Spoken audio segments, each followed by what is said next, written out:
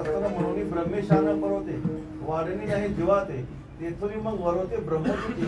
मनुष्य लोकांमध्ये मनुष्य किती जरी मोठा झाला फार झाला तर तो ब्रह्मदेवापर्यंत जाऊ शकतो. पण जरी ब्रह्मपदाची प्राप्ती झाली तरी सुद्धा पुनरावृत्ती चुकत नाही. विठ्ठल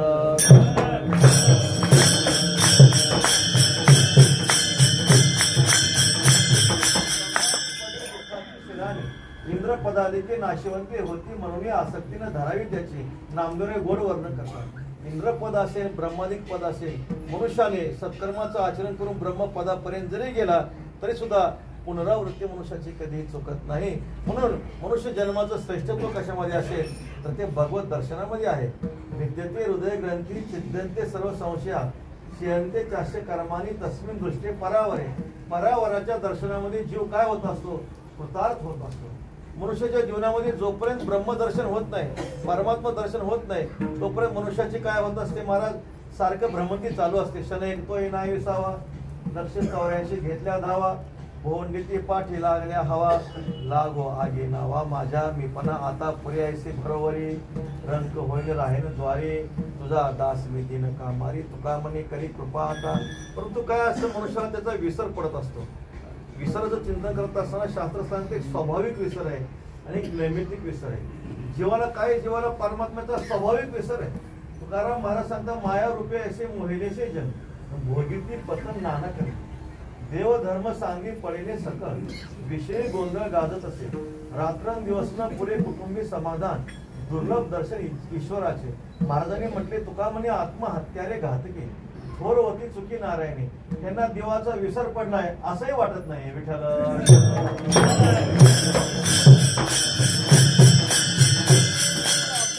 भजन घडत नाही कधी वारी घडत नाही कधी पंढरीनाथ आळंदीची वारी घडत नाही असंही माणसाला वाटत नाही. हा काय झाला? शास्त्रामध्ये याला स्वाभाविक विसर म्हटला गेला.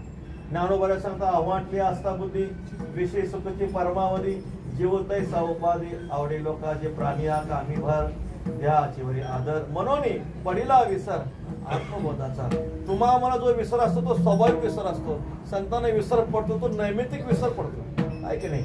तद विस्मरणे परम व्याकुलतेचे म्हटले नाही. तुझे नामी विसर पडे कोटी हत्या घडे. तुझा विसर नको माझ्या ओ जीवा शने केशवा माय बापा जाहो राहो देह याची घडी कायसी आवडी याची म्हणा. संतांना विसर पडतो पडत नाही असं नाही पण तो नैमित्तिक विसर असतो.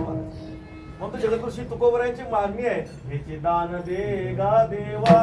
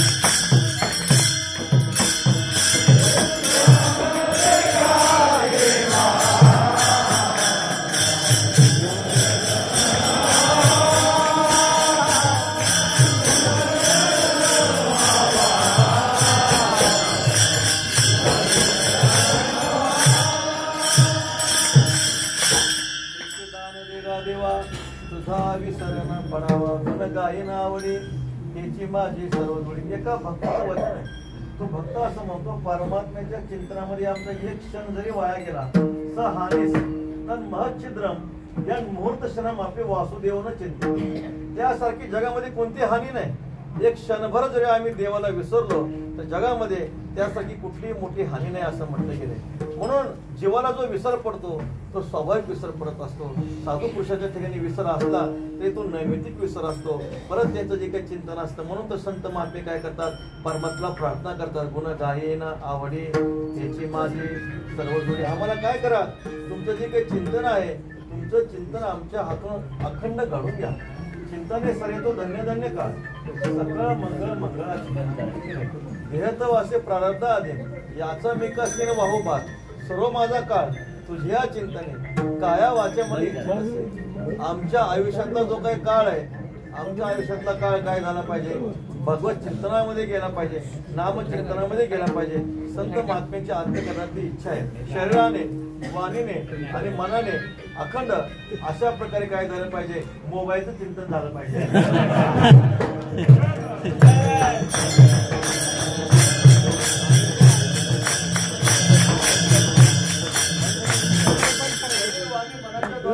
परमात्मा काय करा, भगवत चिंतन करून घ्या, नामचिंतन करून घ्या. दुसरं आम्हाला कसल्याही प्रकारचा आठव करून देऊ नका, संसाराचा आठव आम्हाला करून देऊ नका.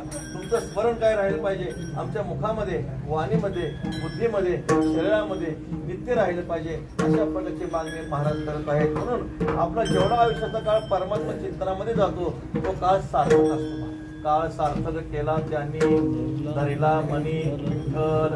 ज्यांनी हृदयामध्ये परमात्मा धारण केले त्याचा आयुष्याचा काळ कसा झाला, धन्य झाला.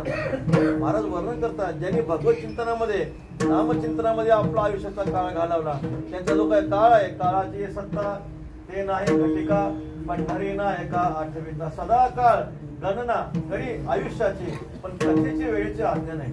काळ घडी घडी काळ वाट्याची पाय. काळ आपलं आयुष्य सारखं मोजतोय, सेकंदा सेकंदाला, मिनिटा मिनिटाला, तासा तासाला, दिवसा दिवसाला, महिन्या महिन्याला, वर्षा वर्षाला.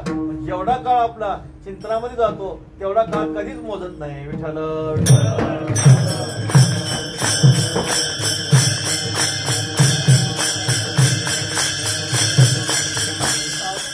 अखंड काळ परमात्मा चिंतनामध्ये गेल्यामुळे जगा काळ काय आम्ही मात्र दिले पाहिजे. अखंड भगवत चिंतन असल्यामुळे काळ त्यांना काहीच करू शकत नाही. मरण हाती सुटली काय विचारा या निश्चय.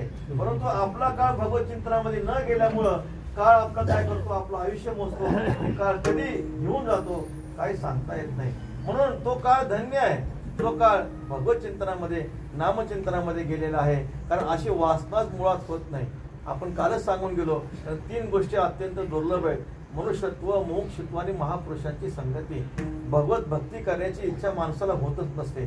शास्त्रामध्ये योग भूमिका सांगितल्या 7 प्रकारच्या. शुभेच्छा, सुविचारणा, तनुमानसा, सत्वपती, असं शक्ती, पदार्थ, भावी आणि तुर्यगा. त्यात शुभेच्छा जी आहे, शुभेच्छा म्हणजे चांगली इच्छा. चांगली इच्छा म्हणजे परमार्थ करण्याची भावना. परमार्थ करण्याची भावनाच निर्माण होत नाही. व्यवसायात्मिका बुद्धी रेखे करुनंदन भवशा काहिनंताश बुद्धयो अव्यवसाय नाम. ज्ञानोबरा वर्णन करता पारता भवती परी. हे अपेक्षेचे विचारशोरी, जे दुर्लभ चराचरी सद्वासना. महाराज सद्वासना जी आहे, सुविचारणा आहे, शुभेच्छा आहे, ती सहसा माणसाला प्राप्त होत नाही. भगवत कृपेशिवाय प्राप्त होत नाही. परमार्थ करण्याची इच्छा होत नाही. कारण जैसे खालारा धावे पाणी, भ्रमर फुलाचे गाणे. ज्ञानोबरा वर्णन करता उताराला पाणी धावतच असतं. तसं माणसाची स्वाभाविक प्रति संसाराकडे असते. भगवत भक्ती करण्याची इच्छा, परमात्मा करण्याची इच्छा प्राय होत नसते. पण अशी इच्छा कुणाला होत असते, जे दुर्लभ चराचरी सदवासना. ज्ञानोबरा म्हणतात अनिका सारिका बहुवसू जैसा न जोडी परिसू का अमृताचा लेशू दैव गुणे. महाराज सांगतात की परीस मिळेल का हो, परीस मिळणार नाही. दगड मिळतील, परीस मिळणार नाही. अमृताचा लेश दैव गुणे म्हटलेले. अमृत तर लांबच राहिलं, पण अमृताचा अंश सुद्धा दैव गुणानं प्राप्त होतो. आता अमृत तुल्य मिळतो तो भाग आहे का नाही. आता अमृत तुल्य कोणी नाव दिले मला माहित नाही, पण ते नक्कीच विष तुल्य आहे. विठ्ठल दररोज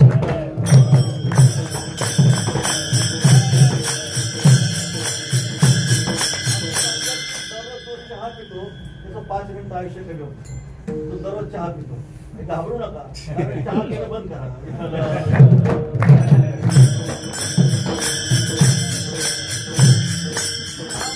काढा चांगला आहे, गवती चहा चांगला आहे, काढा चांगला आहे. आपण वारकरी माणसांनी तो जो काही चहा असतो कंपनीचा ते लाल चहा होतो, आता काय काय लावतं आपल्याला माहिती आहे, प्राण्यांचं रक्त लावलं जातं. म्हणून आपण काय केलं पाहिजे, जो काही काढा असेल, आयुर्वेदिक काढा असेल, गवती चहा असेल, तो पिला पाहिजे. सांगण्याचं तात्पर्य अमृताचा अंश सुद्धा दैवगुणाने प्राप्त होतो. अमृत प्राप्त होईल का?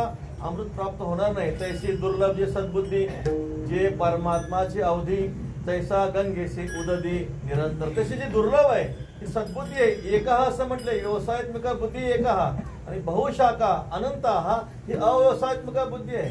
ही जी अव्यवसायात्मिका बुद्धी आहे तिला काय काय होतं महाराज ज्ञानोबराय वर्णन करता. मनोनी तया पार्था, स्वर्ग संसार नरकावस्था, आत्मसुख सर्व होता दृष्ट नाही. तिला स्वर्ग संसार आणि नरकाची प्राप्ती होते, पण आत्मसुखाची कधी प्राप्ती होत नाही. म्हणून दुर्लभ जी सद्बुद्धी आहे, सद्बुद्धी असणं अत्यंत महत्वाचे आहे. शुभेच्छा असणं अत्यंत महत्वाचे आहे. सुविचारणं असणे अत्यंत महत्वाचे. ऐशी कृपा करेल नारायण, जीव जगाचा होईल, प्रेम सागरी बुडेन, होईन स्नान अनुतापी. ऐसा कैन दैवास, दृश्य नासोनी जाईल आस, सदा संत चरणी देहाचा वास, सेविन शेष धनेवरी. काही नवसा येतील अंकुर, सुखा नाहीसा होईल पार, अमृत ते पृथ्वी तळसागर, वाहती पुरानंदाचे प्रसन्न दया क्षमा शांती.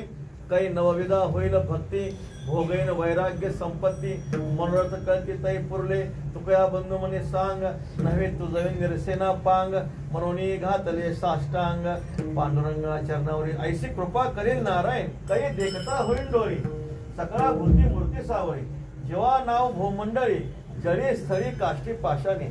श्री कान्होबाऱ्यांचा अभंग आहे, तसा कान्होबाऱ्यांचा अभंग आहे, तसा तुकाराम महाराज म्हणतात, काय मी उद्धार पावे.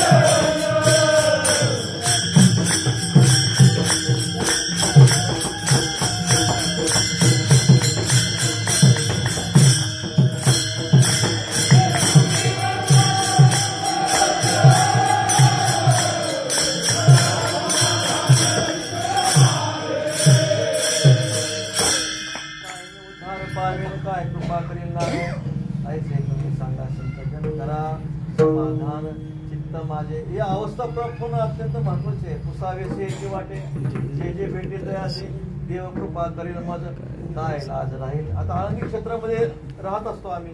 आळंदी क्षेत्रामध्ये राहत असताना साधक मंडळी जे असतात, वारकरी मंडळी असतात, पहाटे ब्रह्ममुहूर्तात काय करतात, आळंदीची प्रदक्षिणा करतात. 4 वाजता प्रदक्षिणा करतात, 4:30 वाजता प्रदक्षिणा करतात. म्हणजे यात्रेकरूंच्या गाड्या येत असतात. आता पहाटे ब्रह्ममुहूर्त विचारायला कोणी नसतं, मग ते गाड्या काय करतात, त्या साधकापाशी, त्या वारकऱ्यापाशी गाडी येऊन थांबते. त्या वारकऱ्याला वाटतं ज्या अर्थी गाडी थांबली आहे त्या अर्थी नक्कीच श्री ज्ञानोबांचं संजीव समाधी मंदिर कुठेही विचारतील. ज्या अर्थी गाडी थांबली आहे त्या अर्थी नक्कीच भगवती इंद्रायणी माता कुठेही विचारतील. पण ती भगवती इंद्रायणी माता कुठेही विचारत नाही, श्री ज्ञानोबांचं मंदिर कुठेही विचारत नाही, मंगल कार्यालय कुठेही विचारतात.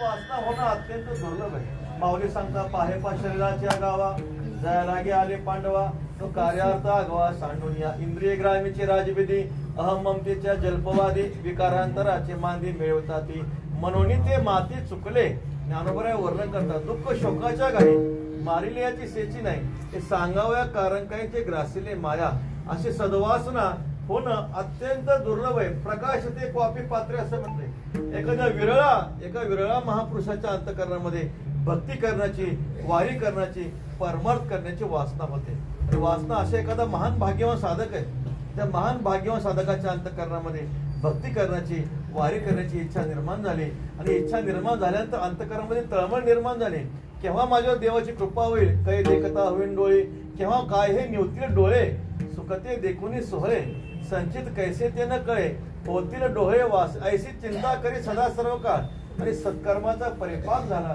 पुण्य उदयाला आलं जगद्गुरु श्री तुकोबरायांची भेट झाली श्री संतांच्या माता चरणावरी साष्टांग हे करी दंडवत जगद्गुरु श्री तुकोबरायांच्या चरणावर मस्तक ठेवलं एक अंतकरणाची इच्छा प्रकट केली एवढा पूर्व हेत मनीषा अर्थ एवढाच पूर्व काय करा पंढरीनाथ भेटवा फक्त आता आम्हाला काय करा श्री पांडुरंगाची भेट करून द्या जगद्गुरु श्री तुकोबरायांनी त्या साधकाकडे पाहिलं त्याच्या अंतःकरणाची भूमिका पाहिली तुकोबरायांनी त्याच्या अंतःकरणाची वृत्ती पाहिली महाराजांना वाटलं हा आहे म्हणे परमार्थ करण्याचा अधिकारी आहे पण अंतःकरणातला विक्षेप नावाचा दोष केला नाही म्हणून जगद्गुरु श्री तुकोबराय त्याला भगवत प्राप्तीचा सोपा उपाय अभंगाच्या पहिल्या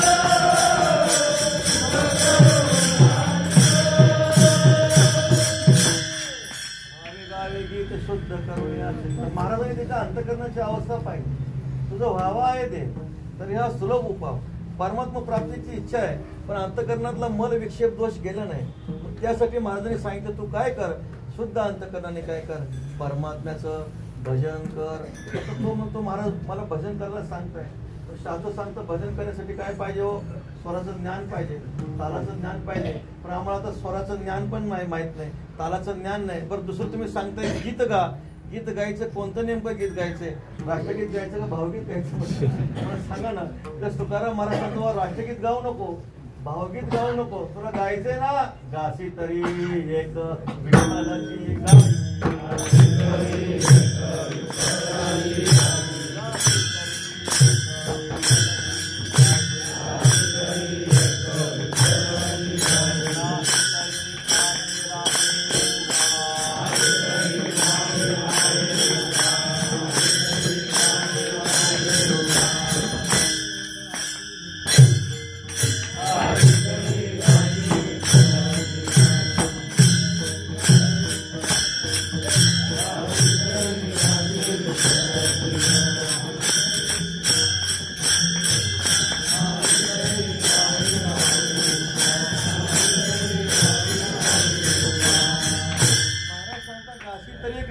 देवाची गाय नाही तरी ठाईर आहे बघा. गायचंय ना दुसरं काही गाव नको म्हणे, फक्त परमात्म्याचं भजन कर.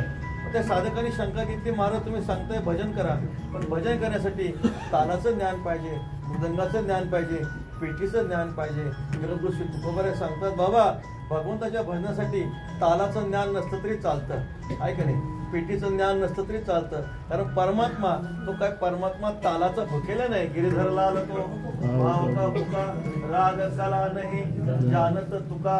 परमात्मा राग माहित नाही, परमात्म्याला कला माहित नाही. परमात्मा अंतकरणातला भक्ती भाव पाहतात. मये जरी तुझं मधुर उत्तर तिथला सुस्वर नाही देवे नाही तयाविन भुकेला विठ्ठल येईल तैसा बोल रामकृष्ण. जसं तुला म्हणता येईल तसं रामकृष्ण नामाचा उच्चार कर.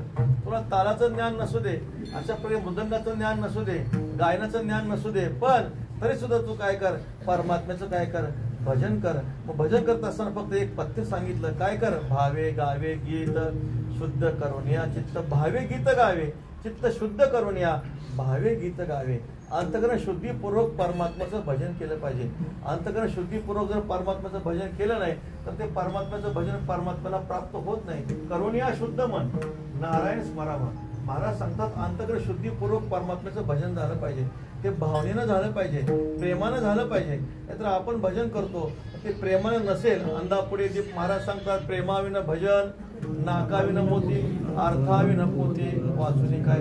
अंतकरण शुद्धीपूर्वक तू काय कर, परमात्म्याचं भजन कर. एरवी तरी पंडूस होता अंतरशुद्ध नसता, बाह्य कर्म तो तत्वता विटंबुगा. अंतरशुद्धी नसेल तर बाह्य कर्म जर चांगलं असेल पण ती काय विटंबन आहे.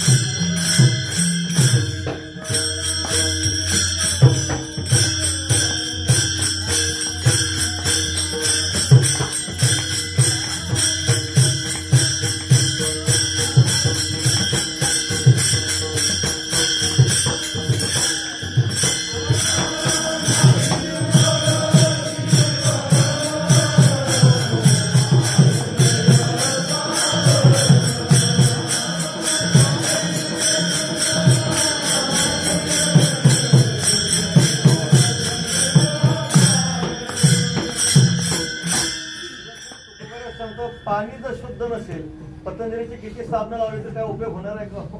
वृक्षणाधरी पुष्पफळ काय करेल वसंत काळ. जर झाडाला फळच येत नसेल तर वसंत ऋतू काय करणार आहे. तुका म्हणे जेवणे विन पीक नव्हे नव्हे जाण तैसे चित्त शुद्ध नाही. ते बोध करील काय मृत जैसा शृंगारीला गाढव कीर्ती नाणीला कटू दूध या माकीला बळे जैसा ओसगृही तोरण बांधले. उपवासी आणलेले पेले कुंकुम सेंदूर केले कांतहीने कळस ढेमाचे पोकळ जळ वळले झळा. काय करू चित्ते व फळ आतुष्यन तैसे कर्म वर्जिणे कळा न सरे थोर मोले कोडा नव्हे मदिरेचा घडा पवित्र गंगे. घागर आहे महाराज, मद्याची घागर आहे. तर पवित्र असं चंद्रभागेचं आपण जल समर्पित केलं ते पवित्र होईल का हो. पवित्र होणार नाही. तसं अंतकरण शुद्धीपूर्वक केलेलं भजन परमात्म्याला प्रिय होतं, परमात्म्याची प्राप्ती करून देतं. ज्ञानोबराय वर्णन करतात मेलेला मनुष्य आहे, शृंगार केला का उपयोग आहे, त्याचा कसल्याही प्रकारचा उपयोग होत नाही. महाराज वर्णन करतात गाढव तीर्थी नाहनीला. गाढवला गंगेचं स्नान घातलं, गाढव गंगेशी नाहनीले जाऊनी उखरड्यावळी लोले. एक बादशाह असतो, मूर्ख बादशाह असतो. तो बिरबलाला म्हणतो, म्हटले बिरबला आम्हाला काय कर म्हणले, आम्हाला ब्राह्मण बनव, आम्हाला ब्राह्मण बनव. आता ते बादशाहला काय, मूर्खच बादशाह होतो तो. त्यावेळेस त्या बिरबलाने काय केलं, एकादशीच्या दिवशी गंगेवर गेला आणि गाढव घेतला, 4-5 पतंजलीचे साबण घेतले आणि त्या गाढवाला काय करू लागला, स्नान घालू लागला. आणि स्नान घालत असताना तिकडून राजाची स्वारी आली, त्या बादशाची स्वारी आली. त्यावेळेस बादशाह बिरबलला म्हणतो, क्या कर रहे हो. बिरबल म्हणतो, महाराज आज एकादशी आहे, गंगा नहाने से हम गधे का घोडा बना रहे हैं. त्यावेळेस अरे म्हटले ऐसा कसं, असं होऊ शकतं का म्हणे, कधी गंगेच्या स्नानानं गाढवाचं घोडं होतं का. तसं बिरबल म्हणतो, म्हटले महाराज तसं एकादशी दिवशी गंगेच्या स्नानामुळं मुसलमान कधी ब्राह्मण होतो का.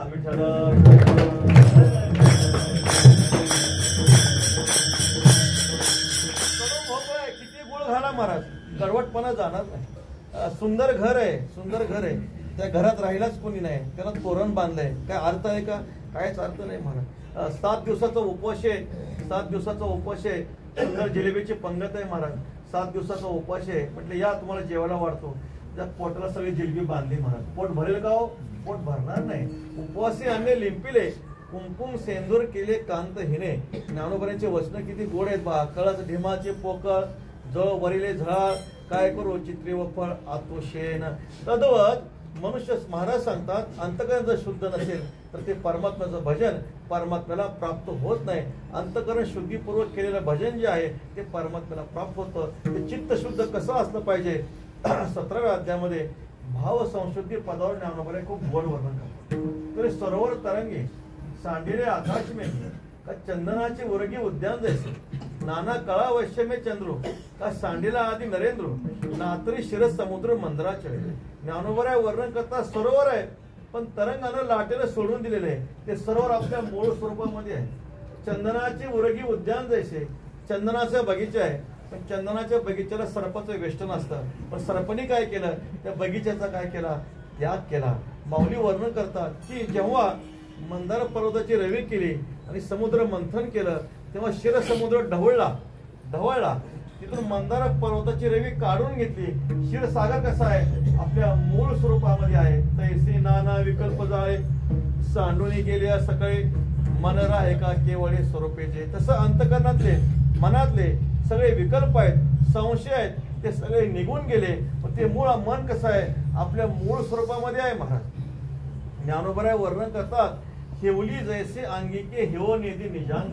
थंडीमुळे आपल्याला काय वाटतं, थंडी वाजते, शाल वगैरे पांघरतो आपण, पण थंडीला कधी थंडी वाजते का. तैसे आपली सोय देके आपल्या स्वभावा मुके हेवली जैसे अंगिके हेव नेदी निजांग. तसं मनाला जर जेव्हा परमात्मा दर्शन होतं, परमात्मा दर्शन झालं की मन आपला स्वभाव चंचलपणा जो आहे तो चंचलपणा टाकून देतो. ते सोलाब लाभलेपणे मन मनपणाही धरून येणे, शिवतले जैसे लवणे आपले निज. मग ते मनपणानं राहत नाही. माऊली सांगतात, ते तके उठी तिथे भाव, जे इंद्रिय मार्गे धाव, घेऊन ठाकावे गाव विषयाचे ते. त्या अंतकरणामध्ये अशी वृत्ती निर्माण होत नाही, ज्या वृत्तीच्या द्वारे इंद्रियाच्या रस्त्याने विषयाच्या गावाची प्राप्ती होईल. म्हणून ते मानसे भाव शुद्धीची असे आपैसे, रोम शुची जैसी हाताशी ज्ञानोबा वर्णन करतात. म्हणून त्या महापुरुषाच्या अंतकरणामध्ये काय असतं, अंतकरण शुद्धी असते, मनाचा प्रसाद असतो. कसा असतो, ज्ञानोबाने वर्णन केले, रोम शुची जैसे तळहाताशी. आपल्या सर्वांगावर केस आहेत, पण तळहातावर केस आहेत का, तळहातावर केस नाहीत. तद्वत त्या महापुरुषाचं मन कसं असतं, पवित्र असतं, निर्मळ असतं. आता तो बादशाह, मूर्ख बादशाह बिरबलाला म्हणतो, बिरबल म्हणे आपल्या सर्वांगावर केस आहेत, पण माझ्या तळहातावर केस का नाही. आता बिरबल कसा आहे, हजर जबाबी आहे. तो म्हणतो, महाराज तुम्ही नेहमी दान करता, दान देऊन देऊन तुमचे केस निघून गेले. आता तो बादशाह मूर्ख आहे, थोडं थांबायला पाहिजे ना. तो परत म्हणतो, महाराज ठीक आहे म्हणे, मी दान करून माझे केस गेले, तुझ्या हाताचे केस काय गेले सांग ना. तर बिरबल म्हणतो, महाराज तुम्ही दान दिले, ते तुम्ही दिले दान मी घेतले, म्हणून माझे काय गेले, केस करून गेले. ठीक आहे, काय हरकत नाही. तो मूर्ख बादशाह म्हणतो, ठीक आहे आपले दोघांचे केस गेले, पण सभेमध्ये जे बसलेले लोक आहेत, राजे आहेत, त्यांच्या हाताचे केस का गेले. तर बिरबल म्हणतो, महाराज तुम्ही दान दिल्यामुळे तुमचे केस गेले, मी दान घेतल्यामुळे माझे केस गेले, त्यांना कायच मिळालं नाही म्हणून हात चोळले म्हणून गेले.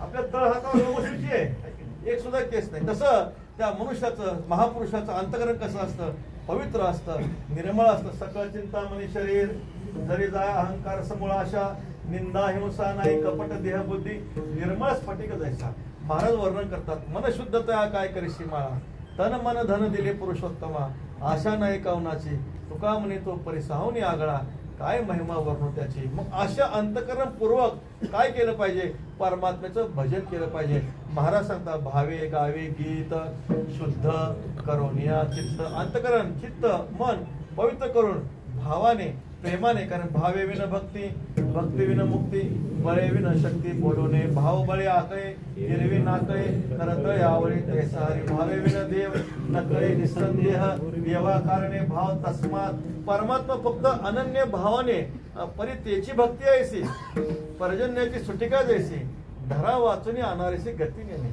भक्त्या अनन्य शक्य असं म्हटलेलं आहे. अनन्य भक्तीलाच परमात्म्याची प्राप्ती होते.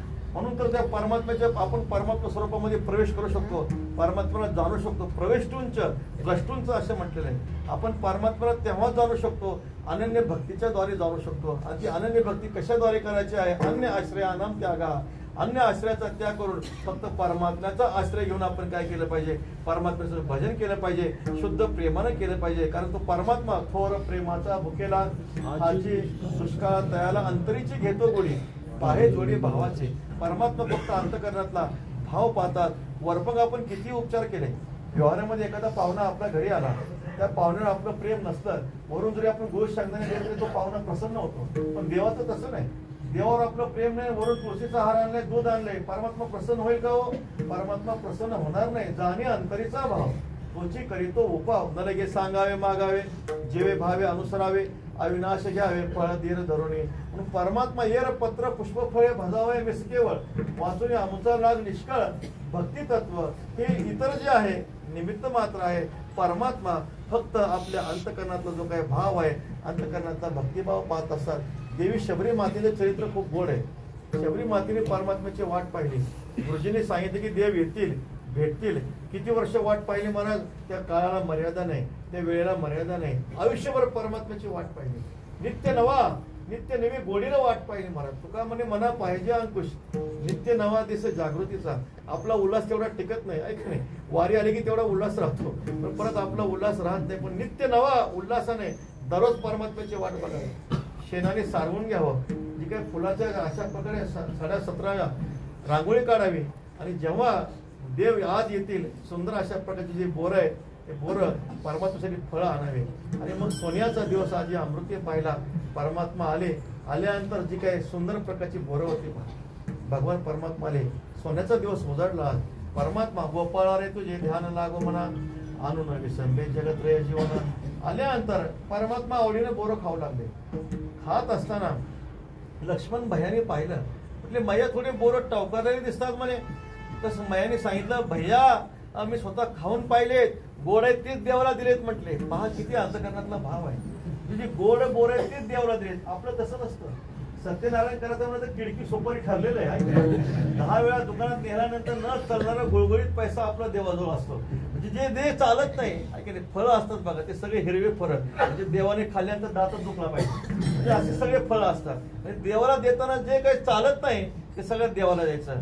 शबरी मैयाने सांगितलं, भैया मी खाऊन पाहिलेत, जे गोड आहेत तीच फळं मी काय केलेली आहेत, दिलेले आहेत. जेव्हा भगवंताने ती बोरं खाल्ली, लंकेला गेले, रावणाला मारले. जेव्हा रावणाला मारून रामराज्य आलं, रामराज्यामध्ये प्रभू देवी सीतामाता, सुंदर प्रकारचा 56 प्रकारचा भोग आहे. पण 56 प्रकारचा भोग असताना सुद्धा त्या दरबारामध्ये जे काही प्रभू रामचंद्र म्हणायचे, देवी शबरी मैयाच्या बोरात जो स्वाद आहे तो 56 भोगात नाही.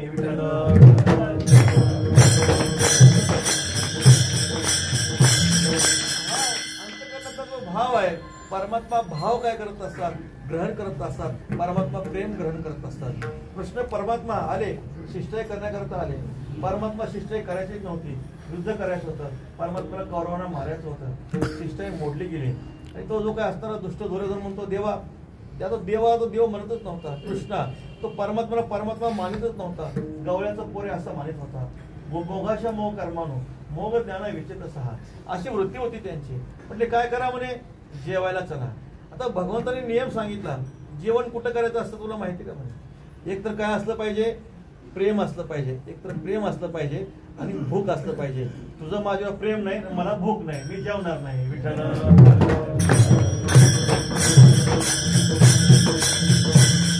माझं आमंत्रण ठरलंय म्हणे. कुठे आमंत्रण? काकासाहेबाकडे माझं आमंत्रण. काकासाहेबाकडे भगवान कृष्ण कन्हैया गेले. काकासाहेब काही घरी नव्हते. मैया खूप भूक लागली, हाक मारली. आईसाहेब स्नान करत होत्या. आता देवाचा आवाज आल्यानंतर देहभाव हरपला, तुझं पाहता विठ्ठला देहभाव विसरून गेला. अरे मैया स्नान करताना बाहेर आल्या. आता देव आल्यानंतर काय करू आणि कसं करू, काय बराच अनावर अवस्था झाली. आणि मग चौरंग होता, तो चौरंग आणून ठेवला. आता देवाला सरळ चौरंगावर बसवलं पाहिजे ना, पण ते प्रेमामध्ये उलटा चौरंग ठेवला. परमात्मा वस्त्र उपरण अंगावर नेसायला दिला. वस्त्र आता मैया खूप भूक लागली, काहीतरी खायला द्या. आता पोहे करायचे म्हटले तरी 5 मिनिट नक्कीच लागतील. टेबलवर केळी पडलेली होती. ती मैयाने काय केलं, केळी सोडल्या. पण परमात्म्याच्या प्रेमामध्ये केळीचा जो गाभा आहे तो ताटावर ठेवायचा आणि केळीची साल जी आहे ती केळीची साल मात्र कृष्ण कन्हैयाला खायला द्यायची. परमात्मा ते केळी खाऊ लागले. काय आनंद आहे म्हणे, इतका आनंद आहे रुक्मिणीला पण जमत नाही म्हटलं. इतकं परमात्मा आनंदानं भोगू लागले, घेऊ लागले. घेत असताना तिकडून काकासाहेब आले. काकासाहेबांनी ते दृश्य पाहिलं. बाई वेडीस काय तुला कळतं का नाही काय? त्यावेळेस त्या जी काही मैया होत्या शुद्धीवर आल्या, देहावर आल्या आणि मग काय केलं, चौरंग सरळ केला, पाठ मांडला, पूजा केली आणि केळीचा जो काही साल आहे बाजूला ठेवली आणि गाभा मात्र कृष्ण कन्हैयाला दिली. तेव्हा कृष्ण कन्हैया काकासाहेबांना म्हणतात, काकासाहेब 5 मिनिटं उशिरा आले सर बिघडलं असतं का? केळीच्या सालीमध्ये जी मजा आहे ती गाभ्यामध्ये मजा नाही. विठ्ठल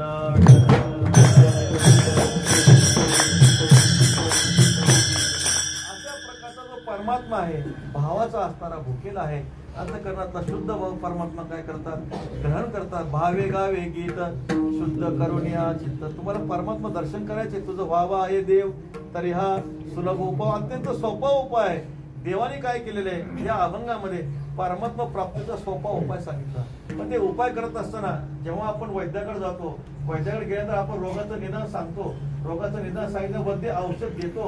पण औषध दिल्यानंतर वैद्य सांगतो तुम्ही औषध घ्या, पण हे औषध केव्हा फलद्रूप होईल, जेव्हा तुम्ही पथ्य पाळाल. ज्ञानोबराय वर्णन करतात, नाना पथ्येशी औषधला आहे तर रोगे दाटलाही जे म्हणा. आपण जर किती मोठी शुगर असू द्या, आहे की नाही, 500 शुगर असू द्या, पण साखर खात नसेल तर 100 वर्ष जगल्याशिवाय राहत नाही.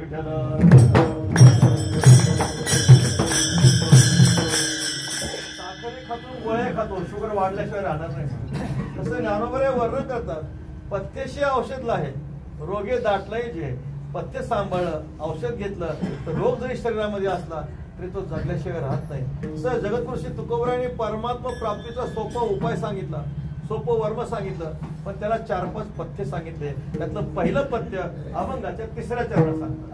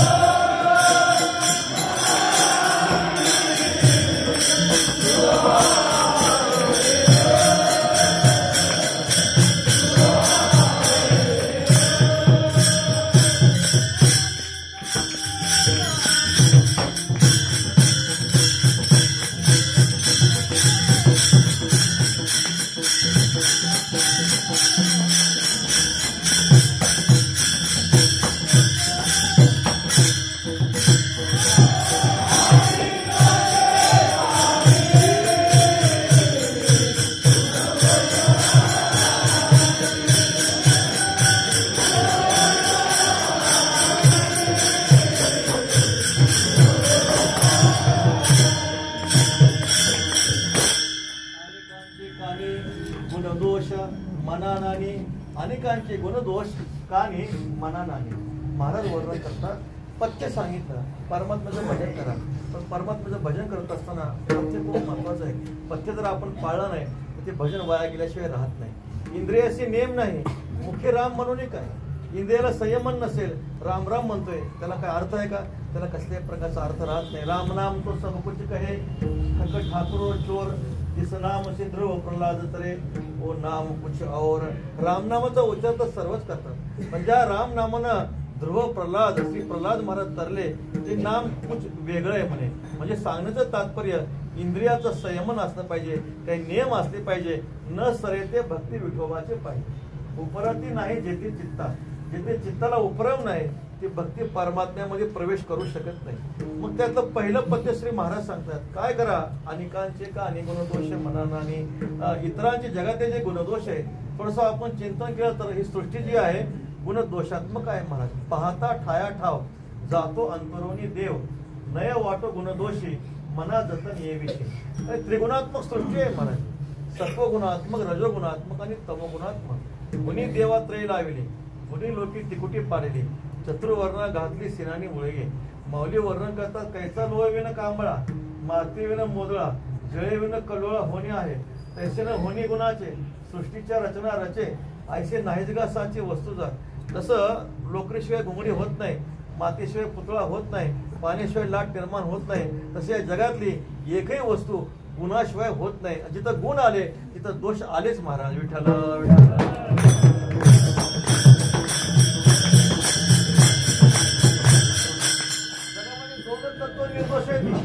निर्दोष समम ब्रह्म.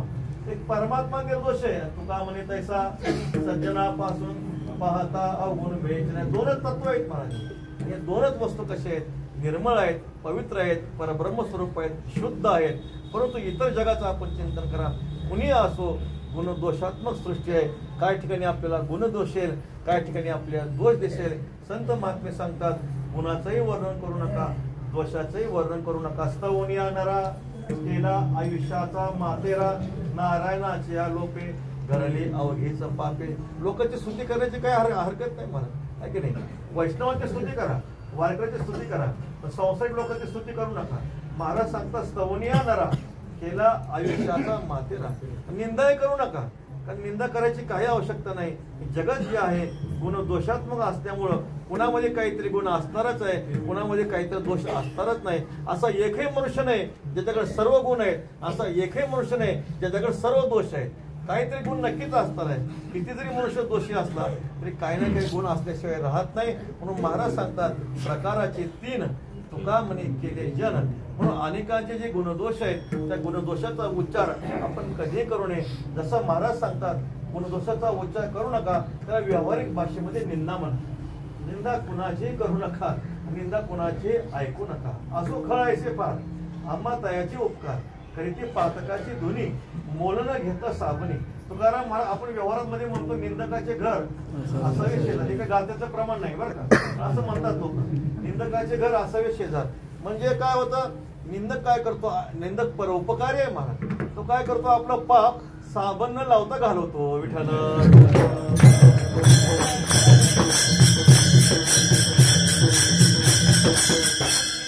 आवडते का? निंदा आवडत नाही. निंदा मोठकी ऐके, कपाळ धरून ठाके, खेंबे वेरे वारीने श्रुती चिखल जायचा. ज्ञानोबा वर्णन करतात, स्तुती केली हरिका वळगे तैसा स्तुती वेळे. ज्ञानोबा वर्णन करतात, वाहुटळी आली रे आली, तो कचरा आकाशामध्ये उडतो ना, तशी कुणी स्तुती केली तो आकाशामध्ये उडल्यासारखा होतो.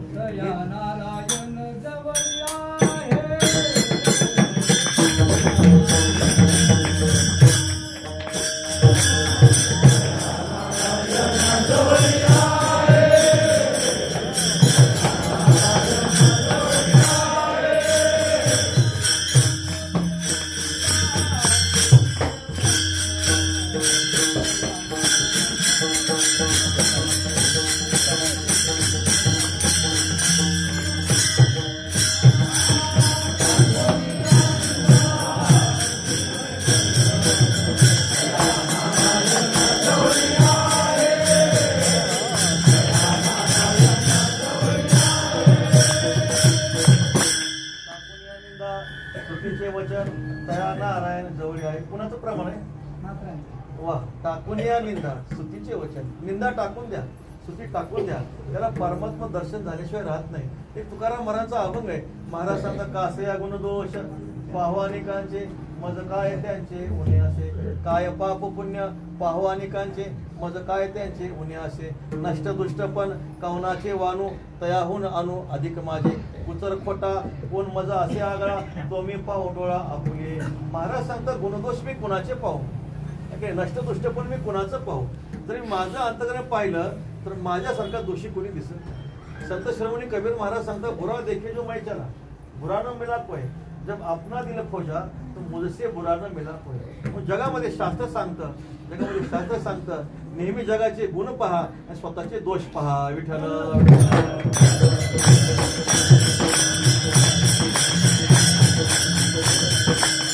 उलटे मनुष्य नेहमी जगाचे दोष पाहतो आणि स्वतःचे गुण पाहतो. कधी स्वतःचे गुण पाहू नका. स्वतःचे गुण पाहिले की अधोगती झाल्याशिवाय राहत नाही. जगाचे गुण पाहिले ऊर्ध्वगती झाल्याशिवाय राहत नाही. शास्त्र सांगतं, नेहमी जगामध्ये गुण पहा आणि स्वतःमध्ये दोष पहा. स्वतःचे दोष पाहिले की माणसाची प्रगती झाल्याशिवाय राहत नाही. का येते निंदकापाशी आशेशयी पापे, निंदा केली आशा जैसी दुःखाते. व्याधी निंदा दुरिते, हे असो जैसे दैन्याचे दुर्भगत्व. आशा दुःखाला प्रसूते, तसं निंदा दुरिताला नाम पापाला प्रसूते. म्हणून कधी कोणीही कशाची निंदा करू नये, आहे की नाही. म्हणून महाराजांचं एक वचन आहे, स्तुती अथवा निंदा करावी देवाची, अधमतो वेची व्यर्थ म्हणे. तुम्हाला बोलायचे ना परमात्माविषयीच बोला, आहे की नाही. स्तुती अथवा निंदा करावी देवाची, अधमतो वेची व्यर्थ म्हणे. म्हणून लोकांची स्तुती करू नका. वर्णावे ते थोरी एका विठ्ठलाची कीर्ती मानवाची सांगू नये. उदंडाची झाले जन्मोनिया मेले, होनिया गेले रावरंक. त्याचे नाम कोणी नेघे चराचरी, साही वेदचारी वर्णिताते. एक महात्मा होते, ते गावामध्ये संत सज्जन होते, धार्मिक होते. गावामध्ये कोणी वारकरी आला त्याला सत्कार करावा, पूजन करावं, जीव घालावं असा त्याचा नियम होता. एक फकड महात्मा आले, बैरागी महात्मा आले. आता ते बैरागी खूप कडक असतात. आपण जर उत्तरेमध्ये गेलो तर ते बैरागी साधूचा स्वभाव आपल्याला कळतो. महाराज एकदम फकड असतात. ते त्यांच्या नियमाच्या विरुद्ध झालं तर ते हाणतातच महाराज. आणि मग असा प्रकार होता की बैरागी साधू गावामध्ये आले, ते धार्मिक होते. या म्हणे, स्वागत आहे, या, आमचा आदरातिथ्य स्वीकार करा. म्हटले माझे खूप नियम कडक आहे, माझ्या नियमात काही चुकलं तर मी त्याला शाप दिल्याशिवाय राहत नाही, काही घाबरू नका म्हणे. महाराज या, आमचा आदरातिथ्य स्वीकार. विनमुख गेले अतिथीने सुकृताची संपत्ती म्हटले. आमचं परम भाग्य आहे, साक्षात नारायण तुमच्या रूपाने आलेले, काय आम्हाला सेवा घडू द्या. माझा नियम खूप कडक आहे म्हणे, मी कुणाच्या हातचं खात नाही. ठीक आहे, सोहळ्यात स्वयंपाक करा. शिदा आणून दिला, पाणी आणून दिलं, सगळं सोहळ्यामध्ये स्वयंपाक झाला. नैवेद्य दाखवला, परमात्मा नैवेद्य दाखवला. नैवेद्य दाखवल्यानंतर जेवायला बसले. पण घडून येते घटना घडली महाराज. काय पूर्वजन्माचं प्रार्थना असं सांगता येत नाही. त्या ताटामध्ये उंदराची लेंडी होती. म्हटले पहा, मी तुम्हाला बोललो होतो की काय माझ्या नियमामध्ये अपवाद घडला तर मी शाप दिल्याशिवाय राहत नाही. आता हा जो काही भोग आहे, नैवेद्य आहे, मी देवाला दाखवलाय, त्यामध्ये उंदराने काय केलेलं आहे महाराज, घाण केलेली आहे. ते आता मला ह्या दोषामुळं अशा प्रकारे तो नैवेद्य तर खाणारच मी, ते मला घाणही खावं लागणार आहे. पण लक्षात ठेव, त्या दोषामुळे तो निपुत्री खुश असा शाप दिला. विठ्ठल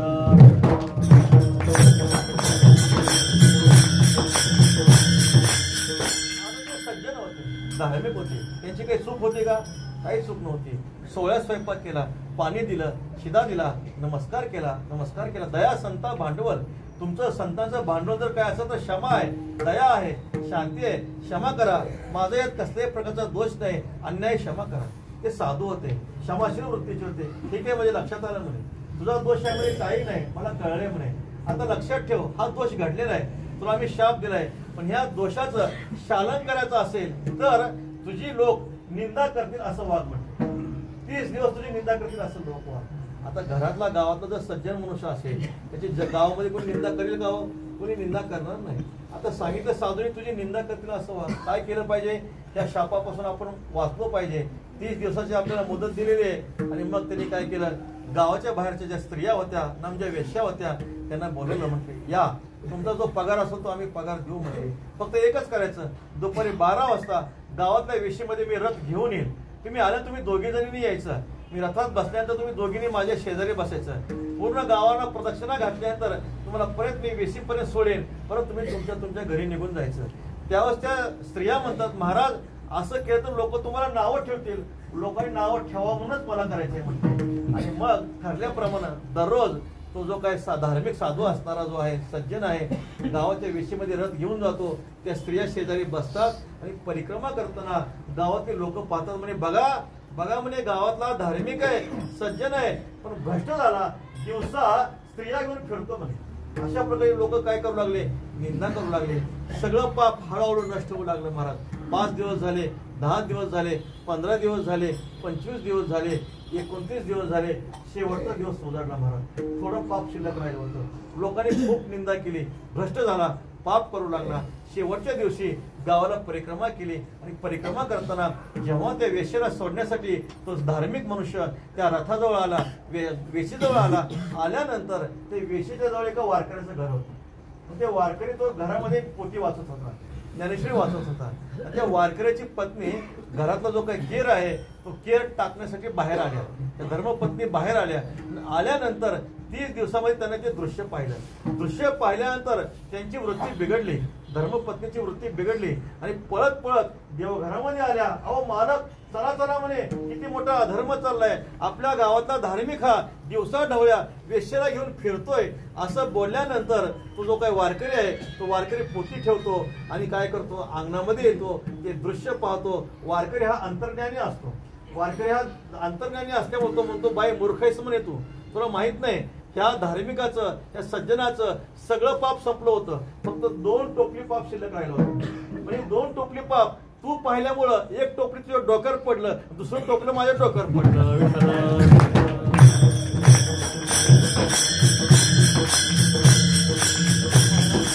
अनेकांचे कानी गुणदोष मना नानी, अनेकांचे गुणदोष कानी मना नानी. इतरांचे गुणदोषाचा उच्चारही करू नका आणि कानाच्या द्वारे वृत्तीमध्ये सुद्धा येऊ देऊ नका. कारण गुणदोष वृत्तीमध्ये आले की वृत्तीचा भंग झाल्याशिवाय राहत नाही, चित्ताचा भंग झाल्याशिवाय राहत नाही. मग जगामध्ये पाहत असताना ब्रह्म भावनेने भूती देव म्हणून भेटतो या जना, नाही हे भावना नर नारी. जगामध्ये आम्ही भेटतो पण परमात्मा स्वरूप म्हणून आम्ही भेटतो.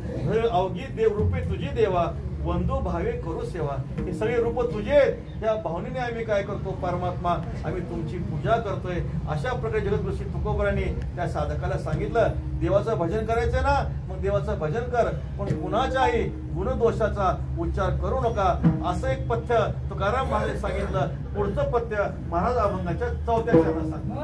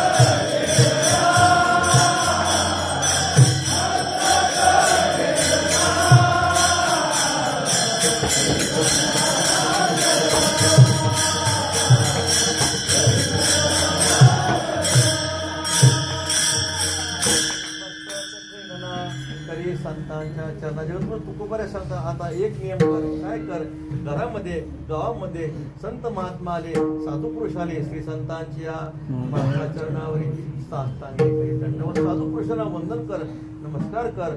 पण संत सध्याचा जर काळाचा आपण विचार केला, संतांना हे मान देवमानी मुसलमान नमस्कारावया हरिदासा, लाजती धरिती गर्वसा, पोटासाठी कंसा वंदिती लेंछाच्या. श्री कानोबरे महाराजांचा अभंग आहे. वारकऱ्याच्या पाया पडा म्हटलं की माणसाला लाज वाटते, पण पोटासाठी मनुष्य लेंछांच्या पाया पडल्याशिवाय राहत नाही. कलीचा काळ सांगत असताना श्री कानोबऱ्यांनी कलीच्या काळाचं दिग्दर्शन केलेलं आहे. वैष्णवांचं काय केलं पाहिजे, अवघा भार वाटे देवा संत सेवा न करिता. एक वेळ देवाची सेवा चुकली तर चालेल, पण संतांची सेवा चुकली नाही पाहिजे. कारण परमात्मा सेवेमध्ये फक्त अदृष्ट फल आहे, पण संत सेवेमध्ये दृष्ट आणि अदृष्ट दोन्ही फलाची प्राप्ती असल्यामुळं तुका म्हणे संत सेवा हेची देवा उत्तम. तुका म्हणे संत सेवा माझ्या पूर्वजांचा ठेवा, किंवा तुका म्हणे देवा त्यांची केली पावे सेवा, घाली संतासी आसने पूजा करी काया भाषा म्हणे. एका जनार्दनी जाणे इच्छिले ते पूर्वी. आपण काय करा, संत महात्मा घरामध्ये आले त्यांना वंदन करा, त्यांचा आशीर्वाद प्राप्त करून घ्या. मस्तक ठेंगणा करी संतांच्या चरणाका, दिठवा तुमचा वर्षे ते सकाळात सिद्धिमती पिके, हिरवी कोंबेला उन्मेष सुखे, जरी उदास तुम्ही. ऐक नाही, संतांची सेवा जर नाही घडली तरी चालेल, पण संतांचा राग तरी नको. संतांचा राग तरी नको. महाराज सांगता मस्तक ठेंगणा करी संतांच्या चरणात. आपल्या श्री ज्ञानोबरांच्या चरित्राचं चिंतन माहिती आहे. भगवान श्री ज्ञानोबर आहे, श्री निवृत्तीनाथ महाराज संतगुरू श्री ज्ञानोबर आहे, स्वपन काका आईसाहेब जेव्हा पैठणहून नेवासे क्षेत्रामध्ये आल्यानंतर प्रकार असा घडला गेला. आल्यानंतर एक दिंडी चालली होती म्हणजे ती प्रेत यात्रा चालली होती. ते सौभाग्य होते, सतीचं वाहन घेऊन ती माता समोर चालल्या होत्या. ती समोर दिंडी आली, श्री ज्ञानोबरांची दिंडी आली. आईसाहेबांना वाटलं आपण जाणारच आहोत, सती जाणार आहोत. जाता जाता संत महात्मे दिसतात, महापुरुष दिसतात, त्यांच्या चरणावर आपण मस्तक ठेवलं पाहिजे. त्या जे काही आईसाहेब होत्या, सतीचं वाहन होतं, सौभाग्याचे अलंकार होते. श्री ज्ञानोबरांच्या चरणावर प्रणिपात केला. प्रणिपात केल्यानंतर ज्ञानोबरांच्या मुखातून सहज शब्द निघाले, सौभाग्यवती बहुपुत्र होते. सहज शब्द निघाले. त्यावेळेस त्या माता ज्या होत्या, त्या माता ज्ञानोबरांना म्हणतात, श्री ज्ञानोबरे माऊली पहा म्हणे, ही जी यात्रा चाललेली आहे, ही यात्रा माझ्या मालकाची यात्रा चाललेली आहे आणि मी मालकाबरोबर सती जायला निघाले म्हणे. आता हा आशीर्वाद केव्हा सिद्ध व्हायचा? त्या ज्ञानोबरे म्हणतात, थांबा म्हणे, हा आशीर्वाद कुणी दिला त्याचा विचार करा. हा आशीर्वाद सामान्याचा नाही महाराज. ही काय तयाचे बिसाट शब्द सुखे मनोयती वेद, मुखातून जे शब्द बाहेर पडलेले आहेत ते शब्द परमात्मा काय करत असतात, सत्य करत असतात. थांबा म्हणे, ठेवा. ठेवल्यानंतर काय नाव यांचं सांगितलं, सच्चिदानंद आहे. सच्चिदानंद आहे तर मरतो कसा म्हणते, मेले माणूस. आणि बरोबर ज्ञानोबरांच्या शब्दामुळं ते जे काही प्रेत होतं, ते प्रेत ब्राह्मण असलेले जे काय होते सच्चिदानंद बाबा होते, त्यांना जिवंत केलं. नुसतं जिवंत केलं नाही, शते 12 परे ते टीका केली ज्ञानेश्वरी. सच्चिदानंद बाबा आदरे लेखपू झाला. जोपर्यंत या जगामध्ये ज्ञानेश्वरी आहे तोपर्यंत सच्चिदानंद बाबा अमर झाले. विठ्ठल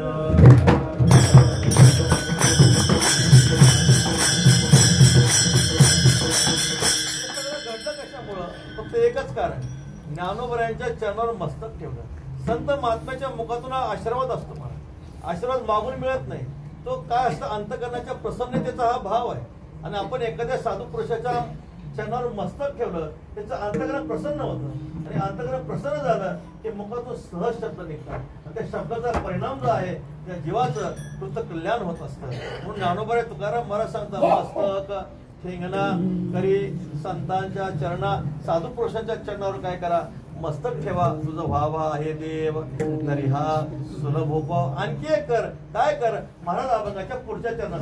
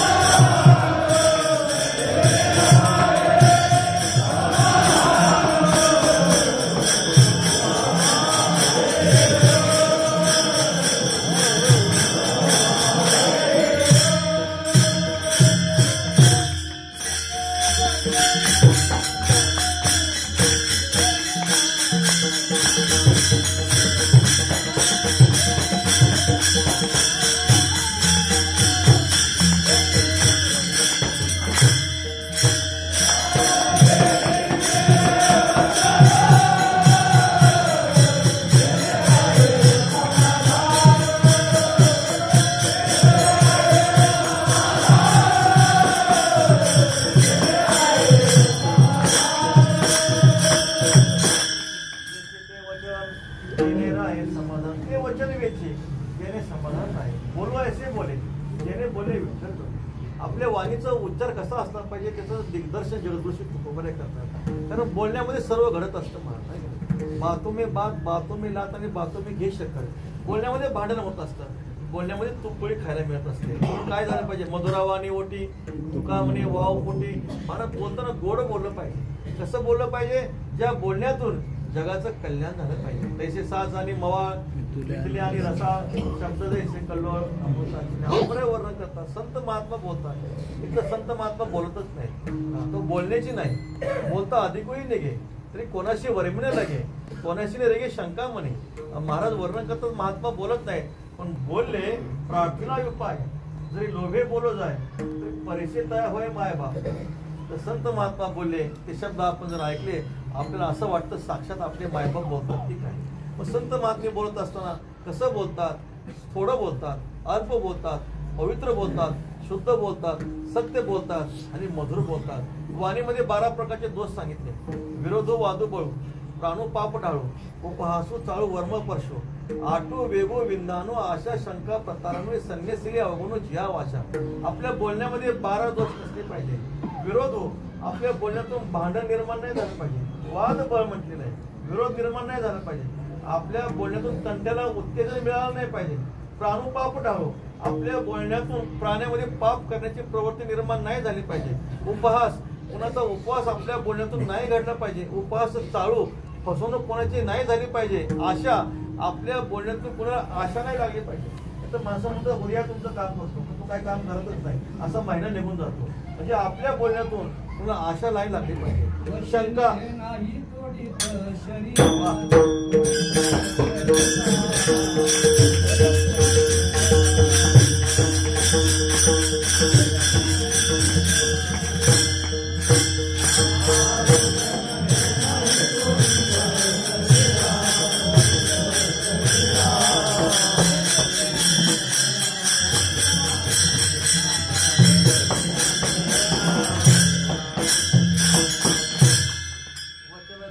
तोडीत शरीरा भेदते अंतरा वज्रायचे. शब्द हे वज्रासारखे आहेत महाराज आणि ते भेदन केल्याशिवाय राहत नाही. वाणीमध्ये असे दोष नसले पाहिजे.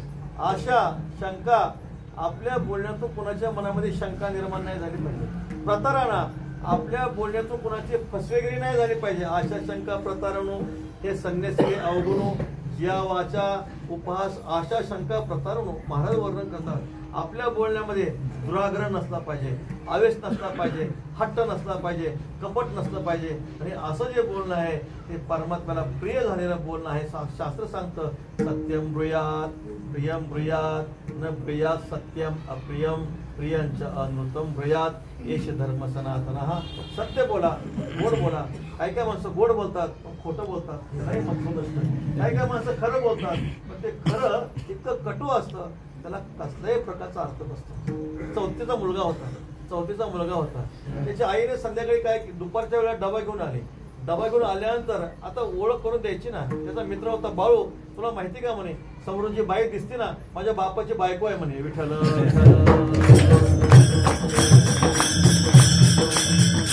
आता सत्य आहे, सत्य कोण नाही महाराज. म्हणजे प्रिय आहे का हो, गोड आहे का हो? गोड नाही. काय काय माणसं इतकं गोड बोलतात, मधु तिष्ठती जिव्हाग्रे. महाराज जिभेवर असतं, मधुर असतं पण ते कसं असतं बोलणं, सगळं बोलणं खोटं असतं, त्याला कसल्याही प्रकारचा अर्थ राहत नाही. 16व्या अध्यायामध्ये ज्ञानोबाने सत्य पदावर खूप गोड चिंतन बोलताना असं बोललं पाहिजे महाराज. सत्य असलं पाहिजे, मधुर असलं पाहिजे. काय झालं पाहिजे त्या बोलण्यातून जगाचं हित झालं पाहिजे. वाचिक तपाचं वर्णन करताना ज्ञानोबर आहे 17व्या अध्यायामध्ये खूप गोड चिंतन करतात. अनुद्वेग करम वाक्यम सत्यम प्रिय हितांच यश. अनुद्वेग कर वाक्य असलं पाहिजे, सत्य असलं पाहिजे, प्रिय असलं पाहिजे आणि हितकर असलं पाहिजे. पहा मनुस्मृतीमध्ये काय सांगितलं, सत्य बोला, प्रिय बोला. पण तिथे एक दोष आला महाराज, गीतेने तो दोष घालवला. मनुस्मृती सांगते सत्य बोला, प्रिय बोला. पण माणसं कधी कधी सत्य बोलतात, प्रिय बोलतात पण ते हितकर असेल असं सांगतात. गीतेने तो दोष घालवून टाकला. सत्यम बोला, अनुद्वेग करम वाक्यम सत्यम प्रियम हितांचे. सत्य असलं पाहिजे, प्रिय असलं पाहिजे, त्यामध्ये जगाचं कल्याण असलं पाहिजे. पाणी मुद्दल झाडा जाय तृणते प्रसंगेची जिये तैसे एका बोलिले होय सर्व. पाणी मुद्दल झाडाला जातं, प्रसंगानं त्या काठावरचं जे काय आहे तेव्हा जगून निघतं. तसं संत महात्मे एकाला बोलतात, पण त्या एकाला बोलण्यामध्ये सर्व जगाचं कल्याण असतं. माझे असत्यवादाचे तप वाचा केले बहुत कल्प, त्या फळाचे महाद्वीप पातळी प्रभू पुण्य पोषली असाधारणे, ते तुझे गुण वानने देवनी मज उत्तीर्णे झाली आजी. महाराज संत महात्मे बोलतात, तुकोबराय बोलतात, तुका तरी सहज बोले वाणी, शराक्षरा वेगळा तुका होऊन निराळा, पाय निगम काळ बोले विठ्ठल प्रसाद तुका म्हणे पोटी देवा घालून सांगित गोष्टी. तुकोबराय बोलतात तर जगाचं कल्याण होतं, आम्ही बोलतो तर जगामध्ये भांडणं होतात, असा प्रकार आहे. संत महात्मे बोलतात पण त्यामध्ये काय असतं, जगाचं अत्यंतिक कल्याण असतं. जोडे अमृताचे सुरसरी ते प्राणाते अमर करे, स्नाने पाप ताप वारी गोडी दे. अमृताची गंगा प्राप्त व्हावी भाग्ययोगामध्ये.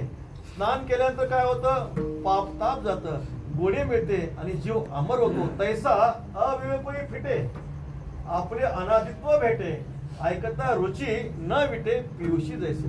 तसं ते बोलणं ऐकल्यानंतर आपलं अज्ञान गेलं पाहिजे. अविवेकही फिटे, आपलं अनादी स्वरूप म्हणजे आपलं जे मूळ स्वरूप आहे त्या मूळ स्वरूपाची आपल्याला काय झाली पाहिजे, प्राप्ती झाली पाहिजे. संत महात्मे बोलताना असं प्रिय बोलतात, हितकारक बोलतात, सत्य बोलतात, गोड बोलतात. मला सांगा किती ज्ञानेश्वरी वाचते म्हणजे तृप्ती आपली हो?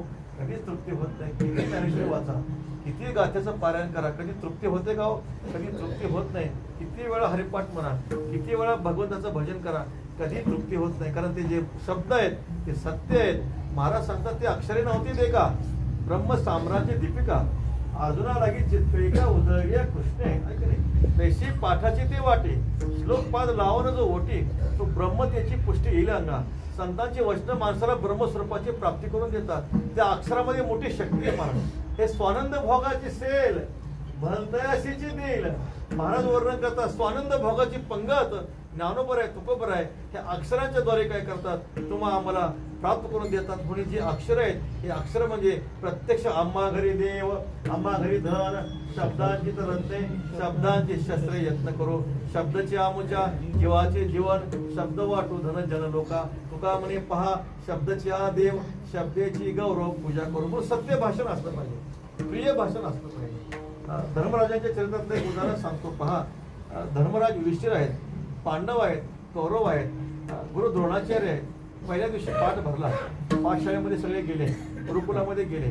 आता पहिला दिवस असल्यामुळं आचार्याने सांगितलं मी आज काय फार शिकवणार नाही म्हणते, आता एकच पाठ तुम्हाला देतो, एकच पाठ करा, सत्यम वद, एवढा पाठ शिकवला. जा म्हणजे आज घरी जा आणि घरी जाऊन उद्या काय करा म्हणून या. आता 4 अक्षर आहेत, पाठ करायला किती वेळ लागतो, पाठ करायला फार वेळ लागणार नाही. आणि मग सगळे घरी गेले, 100 कौरव घरी गेले, पांडव गेले, इतरही मुलं गेले. दुसऱ्या दिवशी 100 कौरवांनी पहिल्यांदा पाठ म्हणून दिला, सत्यम वद सत्यम वद सत्यम वद. युधिष्ठिराची पाळी आली, बाळ म्हणून दे. श्री युधिष्ठिर म्हणतात, म्हटले भगवान आचार्य मला काय पाठ झालं नाही म्हणे, काय हरकत नाही, उद्या म्हणे बाळ. आणि मग उद्याचा दिवस उजाडला, विचारलं बाळा पाठ झालं, गुरुजी नाही पाठ झालं, काय हरकत नाही परत म्हण. 15 दिवस झाले, बाळ युधिष्ठिर सत्यपद पाठ झालं नाही म्हणे गुरुजी, पाठ नाही झालं, काय हरकत नाही. महाराज 8 दिवस आणखी सवलत दिली, 25 दिवस झाले, बाळा पाठ झालं नाही गुरुजी म्हणे, 4 अक्षर पाठ झाले नाही. शेवटी 30 दिवस झाले आणि 30 दिवसानंतर आचार्यांनी बाळ युधिष्ठिरला विचारलं, बाळा पाठ झालं, हो गुरुजी आज पाठ झालं. तेव्हा आचार्यांनी विचारलं, सगळ्यांनी दुसऱ्या दिवशी म्हणून दिलं, युधिष्ठिर तुला पाठ करायला 1 महिना का लागला. तेव्हा धर्मराज युधिष्ठिर सांगतात, गुरुजी तुम्ही आम्हाला शिकवलंय, सत्यवद आम्हाला शिकवलंय, पण माझ्या जीवनामध्ये दैनंदिन जीवनामध्ये कधी ना कधी खोटं बोललं जायचं, दिवसातून 1 वेळा खोटं बोललं जायचं. मी संयमन करायचो, वाणीचं संयमन करायचो, निग्रह करायचं. 15 दिवसातून कधीतरी खोटं बोललं जायचं, 25 दिवसातून कधीतरी खोटं बोललं जायचं. गुरुजी आज 30 दिवस झाले, तुमच्या चरणाची शपथ घेऊन सांगतो, आजपासून उभ्या आयुष्यात कधीच खोटं बोलणार नाही.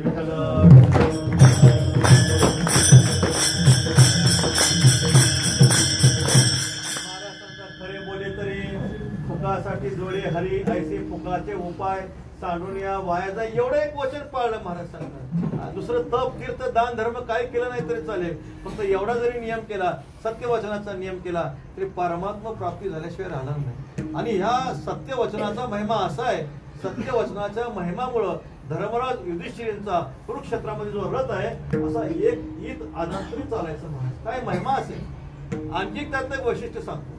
जेव्हा कौरवांचा नाश झाला, कौरवांचा नाश झाल्यानंतर जो दुर्योधन एकटा राहिला, 99 पोरं नष्ट झाले, आईसाहेबाकडे आला. आईसाहेब म्हटले सगळं गेलं म्हणे, आता काय करायचंय, काळजी करू नको, जा तुझ्या भावाकडे जा म्हणे, तुझा भाऊ विजय कसा प्राप्त करून द्यायचा ते तुम्हाला सांगेल. आता सांगा, स्वतःचा मृत्यू कोण सांगेल का महाराज? नाही सांगणार. तो दुर्योधन कुठे जातो? धर्मराज युधिष्ठिराकडे जातो. सांगा तुमचा मृत्यू सांगा म्हणे. पण असा कठीण प्रसंग आला तरी सुद्धा शांती ब्रह्म एकनाथ महाराज सांगतात, करावया पांडव निर्दाळन, वज्रदेय व्हावया आपण, वर्म पुसता दुर्योधन, धर्म असत्य वचन बोले. कठीण प्रसंग आहे, पांडवांचा नाश करायचा आहे, आपला मृत्यू सांगायचा आहे. पण अशा प्रसंगाला सुद्धा धर्मराज युधिष्ठिर खोटं बोलले नाही. सांगितलं, जा बाल्य अवस्थेमध्ये जशी तुझी अवस्था होती त्या अवस्थेमध्ये एकही वस्त्र अंगावर ठेवता तुझ्या मातेकडे गेला आणि मातेनं डोळ्यावरची पट्टी काढून तुला नखशिकांत पाहिलं, तुझा देह वज्राचा होईल. विठ्ठल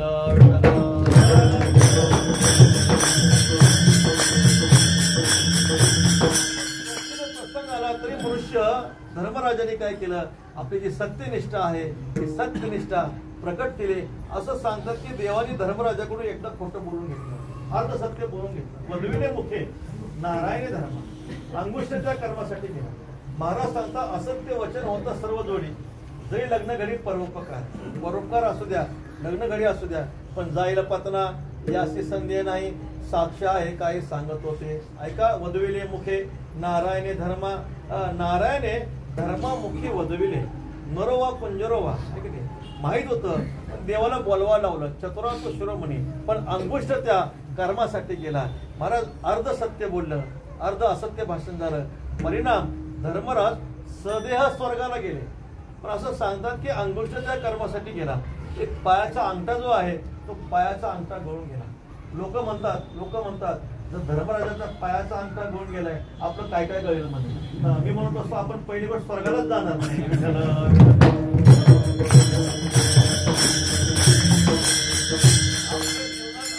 भाषणच एवढं आहे, देवाला आपल्यासाठी वेगळा नरक करावा लागेल. महाराज सांगतात, खरे बोले तरी फुकासाठी जोडे हरी. म्हणून जगद्गुरु तुकोबऱ्यास सांगतात, देवाचं भजन करायचंय, पण देवाचं भजन करत असताना एक महत्वाचं पथ्य पाळ. ते पथ्य जर कोणतं असेल तर वेची ते वचन जेणे राहे समाधान, ज्याच्या योगानं अंतकरणाला समाधान प्राप्त होईल असं आपण बोललं पाहिजे. तुझं व्हावा हे देव तरी हा सुलभ उपाव, विठोबा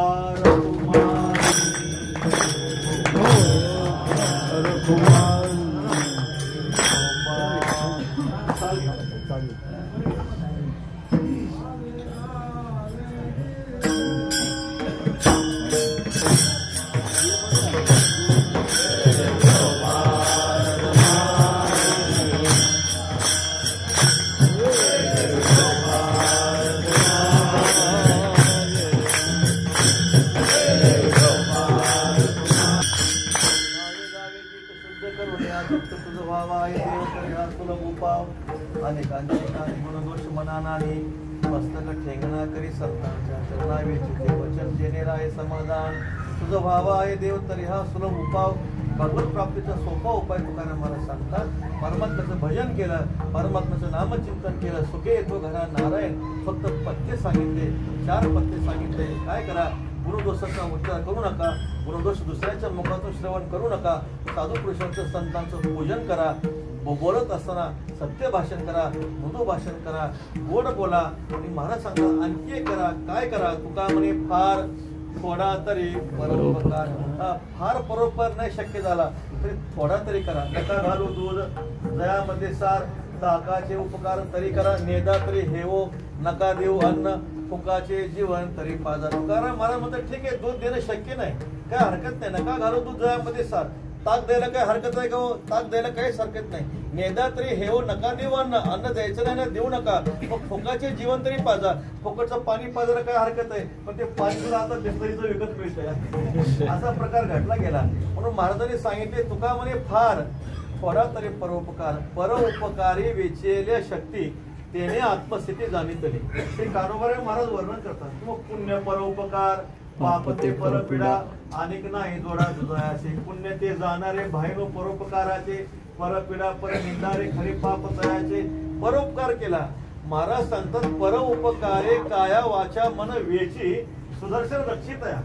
महाराज सांगतात जो परोपकारासाठी आपलं शरीर वाणी सरी संपत्ती खर्च करतो, भगवान परमात्मा सुदर्शन चक्र घेऊन त्याचं रक्षण करतो. म्हणून शास्त्र सांगते की कर्णस्पचम शिभिः मांसम जीवम जिमुत वाहनः ददौ दधी चिरस्थेनी नास्ते देयम महात्मनः. कर्णाने आपली त्वचा दान केली, शिबिराजाने आपलं मांस दान केलं महाराज, जिमुत वाहन नावाच्या राजाने आपला जीव समर्पित केला, दधीची ऋषीने आपल्या अस्थी देऊन टाकल्या. नास्ते देयम महात्मनः, महात्मनः अदेयम नास्ते. न देण्यासारखी वस्तू साधू पुरुषाकडे कसलीही नसते. म्हणून माणसाच्या जीवनामध्ये काय घडलं पाहिजे, थोडा तरी परोपकार घडला पाहिजे. जोडून या धन उत्तम व्यवहारे उदास विचारे वेच करी, उत्तमची गती तो एक पावे. उत्तम भोगील जीवखानी परोपकारी नेने परनिंदा, परस्त्रिया सदा बहिणी माया, भूतदया गायी पशूचे पाळण, तानेल्या जीवन वना माझी, शांती रूपे नव्हे कोणाचा वाईट, वाढवी महत्व वडिलाची तुका म्हणे ह्याची, आश्रमाचे फळ परमपद बळ वैराग्याचे. मनुष्याच्या जीवनामध्ये जो परोपकार आहे, परोपकार मनुष्याच्या जीवनामध्ये घडावा असं साधन जर आपल्याकडून घडलं गेलं तर तुझं व्हावा हे देव तरी हा सुलभ उपाव. ज्ञानेश्वर